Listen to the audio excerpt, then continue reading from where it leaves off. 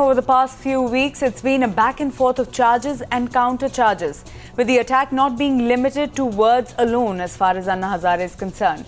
And as reports of cracks within Team Anna emerged, the 74-year-old Anna Hazare has decided that he's had enough.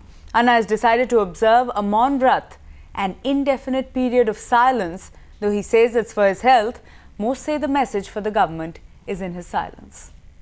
वे ऐसे लोगों से घिर गए हैं जो उनका राजनीतिक शोषण कर रहे हैं. For the last 2 weeks, he has borne the brunt of the Congress attack. एक तरफ अन्ना आरएसएस का सहयोग भी ले रहे हैं और मना भी कर रहे हैं कि हमारा उनका कोई संबंध नहीं है. His team has been attacked. His followers assaulted.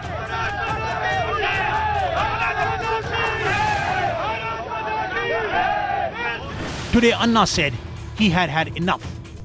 ये तो पूरी उम्र बीत रही है एक दूसरे पर आरोप प्रत्यारोप करने की. आज भी हम देखते हैं चैनल पर भी, अखबार में भी, एक पार्टी दूसरे पर, दूसरी पार्टी तीसरे पर पूरी आरोप प्रत्यारोप चलते रहते. इससे हमें हासिल क्या करेंगे?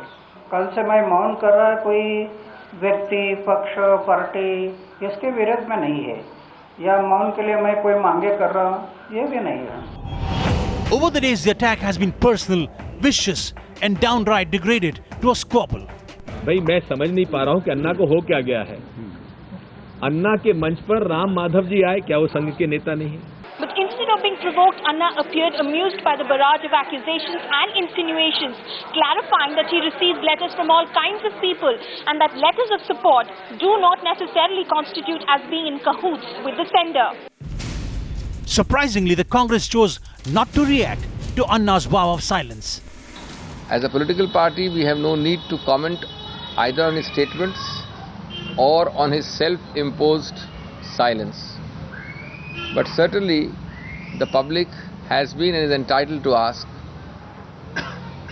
silence in respect of which issues, for how long, and most pertinently, does it apply to most or all other members of Team Anna? And neither has the BJP.